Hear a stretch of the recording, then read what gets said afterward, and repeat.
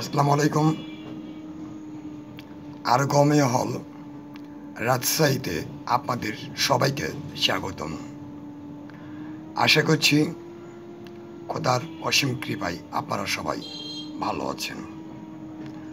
আজ আমি আপনাদের সামনে কেন্ট ৭০ ওষুধ নিয়ে আলোচনা করব।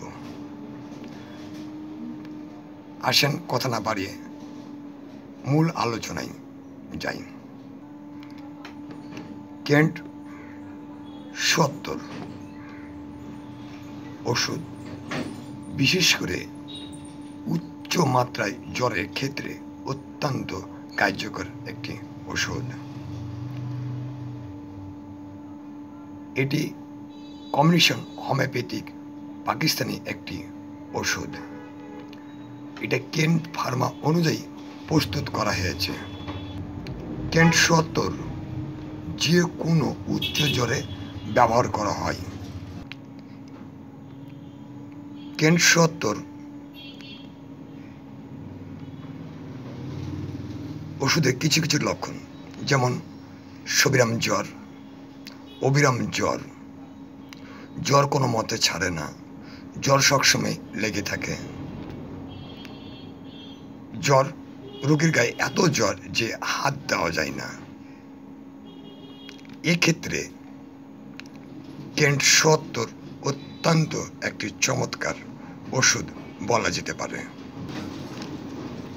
মনে রাখবেন, যে কোনো উচ্চ মাত্রায় জ্বরের ক্ষেত্রে কেন্ট ৭০ ব্যবহার যোগ্য।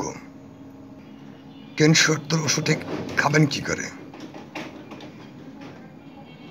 ১৫ ফোঁটা ওষুধ ১ ঢোক পরিমাণ সমপরিমাণ পানির সঙ্গে মিশিয়ে প্রতিদিন সকালে, দুপুরে, রাত্রে ৩ বার সেবন করুন।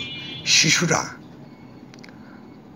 ৭-৮ ফোঁটা করে ওষুধ সমপরিমাণ পানির সঙ্গে মিশিয়ে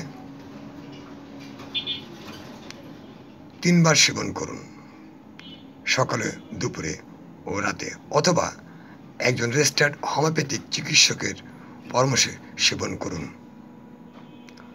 অবস্থা বুঝে চিকিৎসক অনেক সময় ৩ ঘন্টা পর পর দিতে পারে। মনে রাখবেন, চিকিৎসকের পরামর্শ ছাড়া কোনো ওষুধ খাবেন না, এতে শারীরিক ও মানসিক ক্ষতি হতে পারে। ওষুধ সেবনের পূর্বে অবশ্যই একজন রেজিস্টার্ড হোমিওপ্যাথিক চিকিৎসকের পরামর্শে ওষুধ সেবন করুন। লক্ষণগুলি অব্যাহত থাকলে আপনার চিকিৎসকের সাথে পরামর্শ করুন। কেন্ট ৭০ ওষুধ সেবনে কোনো পার্শ্ব প্রতিক্রিয়া নেই। ওষুধটি সংরক্ষণ সুগন্ধ দুর্গন্ধ থেকে দূরে রাখবেন, শিশুদের নাগালে বাইরে রাখবেন এবং শীতল ও শুষ্ক স্থানে ওষুধটি রাখার চেষ্টা করবেন। আরেকটা কথা বলি, বিশেষ করে যারা গর্ভবতী মহিলা, তাদের ক্ষেত্রে অবশ্যই একজন চিকিৎসকের পরামর্শে ওষুধ সেবন করা উত্তম। আমার একটা ওয়েবসাইট আছে, ওয়েবসাইটে লগ ইন করে আরও বিস্তারিত জানতে পারবেন। aroghomeohall.xyz। আমি আবার বলছি, www.aroghomeohall.xyz লগ ইন করে আরও বিস্তারিত জানতে পারবেন। আরেকটা কথা না বলে পারছি না, বিশেষ করে যারা বন্ধ্যা রোগী, যাদের বাচ্চা হচ্ছে না, তারা বহু চিকিৎসা নিয়েছেন, কলকাতা, ইন্ডিয়া এবং বিভিন্ন জায়গাতে দেখেছেন, কিন্তু কোনো মতে বাচ্চা হচ্ছে না, তারা আমার সঙ্গে যোগাযোগ করতে পারেন। তাদের ক্ষেত্রে আল্লাহ যদি সহায় থাকে, অবশ্যই আপনার কলকা আলোকিত করা সম্ভব। আমি আজকে এখানে আপনাদের বিদায় নিচ্ছি। সবাই ভালো থাকবেন। আগামীতে অন্য কোনো ওষুধে আবার আলোচনা হবে। আসসালামু আলাইকুম।